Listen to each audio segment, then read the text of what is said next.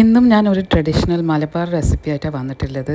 എല്ലാവർക്കും ഇഷ്ടപ്പെടുന്ന എപ്പോഴും നമ്മളെ കടിൻ്റെ രാജാവായ കായട ആണ് ഇന്നത്തെ റെസിപ്പി ഞാനിപ്പം പോസ്റ്റ് ചെയ്യാൻ നിൽക്കുന്നത്. ഇത് വളരെ ഈസിയാണ് ആക്കാൻ വേണ്ടിയിട്ട്. അപ്പം ഇതിന് വേണ്ടിയിട്ട് ഞാൻ 2 നേന്ത്രപ്പഴം എടുത്തിട്ടുള്ളത്.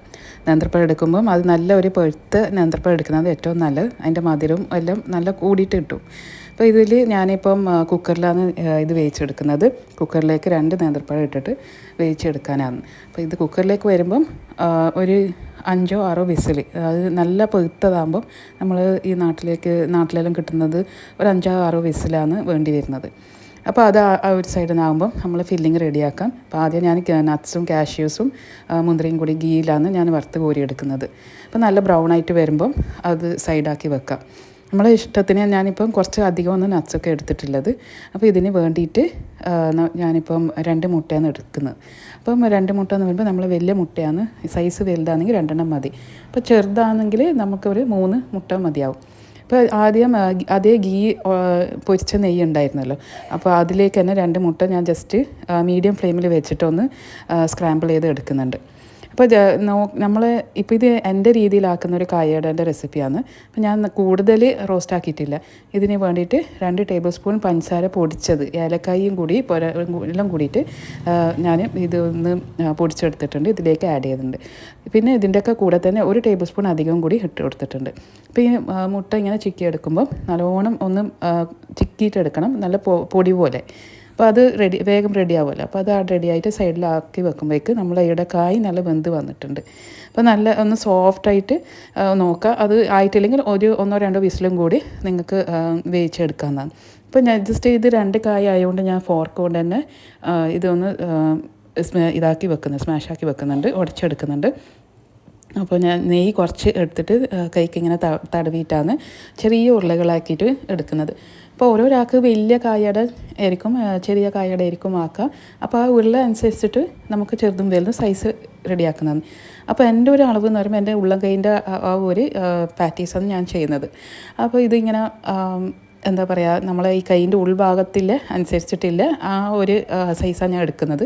അപ്പോൾ എനിക്ക് കായയുടെ പൊതുവേ നല്ല ഫില്ലിംഗ് ആയിട്ടാണ് കൂടുതൽ ഇഷ്ടം. അപ്പോൾ അതിന് കുറേ നട്ട്സും കൂടി, പിന്നെ ഇതിന് വേണ്ടിയിട്ടെല്ലാം ഞാൻ ഗീ മാത്രമൊന്നും എടുത്തിട്ടുള്ളത്. അപ്പോൾ ഇത് കുറച്ച് പണിയായിരിക്കും, കാരണം നല്ലോണം ഫില്ലിംഗ് ആക്കുമ്പം കുറച്ച് പുറത്തേക്കെല്ലാം വരാനുള്ള സാധ്യത ഉണ്ട്. അപ്പോൾ നല്ലോണം സീൽ ചെയ്ത് കൊടുക്കണം. ഇപ്പോൾ സീൽ ചെയ്യുമ്പോൾ കുറച്ച് വെള്ളം എടുത്തിട്ട് ഒന്ന് തടവി കൊടുത്താൽ മതി. ലാസ്റ്റ് ഞാൻ നേരത്തെ കാണിച്ച ഗീ ഉണ്ടല്ലോ, അപ്പോൾ അതിങ്ങനെ നമ്മൾ കൈക്കിങ്ങനെ തടവിയിട്ട് നല്ല ഷേപ്പാക്കി വെക്കാം. അപ്പോൾ ഇത്ര ഞാനിപ്പം എന്താ ചെയ്യുന്നത് വെച്ചാൽ 2 നേന്ത്രപ്പഴമല്ലേ എടുത്തിട്ടുള്ളത്, എല്ലാം ആദ്യം ബോൾസ് ആക്കി വെച്ചിട്ടുണ്ട്. പിന്നെ 2 മുട്ടയെല്ലാം എടുത്തിട്ടില്ല, അതും ഞാൻ ഇതിന് കണക്കായിട്ട് ഓരോ ബോൾസിന് കണക്കായിട്ടുള്ള ഫില്ലിങ് സെപ്പറേറ്റ് ആക്കിയിട്ട് ആ പാനിൽ തന്നെ ആക്കി വെച്ചിട്ടുണ്ട്. എന്നാൽ പിന്നെ ഒന്നും വേസ്റ്റായി കിട്ടുകയും ചെയ്യില്ല, എല്ലാം കറക്റ്റായിട്ട് തന്നെയുള്ള അളവും ആയിരിക്കും. ഇത് കറക്റ്റ് അളവാണ്, മധുരം കറക്റ്റാണ്, കൂടുതലൊന്നുമില്ല, കുറഞ്ഞിട്ടുമില്ല. അപ്പോൾ നമ്മൾ ഈ കായയുടെ ഇങ്ങനെ റോൾ ചെയ്തിട്ടാണ് എടുക്കുന്നത്. ഷേപ്പ് വേണമെങ്കിൽ നിങ്ങൾക്ക് ആക്കാം, ജസ്റ്റ് ഒന്ന് ഒരു ഷേപ്പിൽ അങ്ങനെ ആക്കിയിട്ട് കൊടുക്കുന്നതാണ്.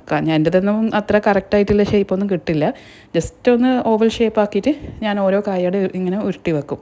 അപ്പോൾ ഇത് നല്ല മധുരമുള്ള കായ ആയതുകൊണ്ട് ടേസ്റ്റ് നോക്കുമ്പോൾ നല്ല മധുരമുണ്ട്. അപ്പോൾ ഞാൻ അധികം പഞ്ചസാര ഒന്നും ഇട്ടിട്ടില്ല. ചില ആൾക്കാർ ഈ പഞ്ചസാര പൊടിച്ചിട്ട് ഒന്നും കൂടി കായിൽ ഇടും, കായ് ഉടക്കുമ്പം ഒന്നും ഇടും. പക്ഷെ ഇത് നല്ല മധുരം ഇല്ലതുകൊണ്ട് ഞാൻ അതിന് നിന്നിട്ടില്ല. ഇത് ഞാനെല്ലാം കൂടിയിട്ട് റെഡിയാക്കി വെക്കുന്നതാണ്. പിന്നെ എൻ്റെ വീട്ടിലെന്ന് വെച്ചാൽ ഇതിങ്ങനെ ബോക്സിലാക്കി വെച്ച് കഴിഞ്ഞാൽ ഫ്രിഡ്ജിൽ വെച്ചാൽ തന്നെ പൊരിക്കാണ്ട് കഴിക്കുന്നതാണ് കൂടുതൽ ഇഷ്ടം.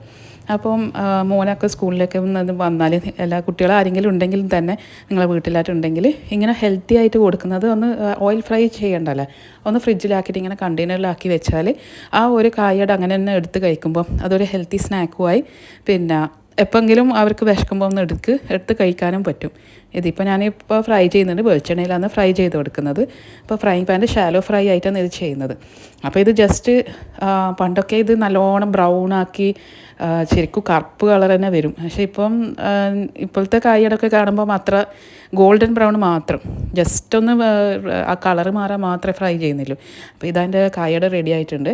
നല്ല ചൂടിലുകൊണ്ട് എനിക്ക് എടുക്കാൻ പറ്റിയിട്ടില്ല, കൈ കൊണ്ട് ഇങ്ങനെ എടുക്കാനൊന്നും കഴിയുന്നില്ല.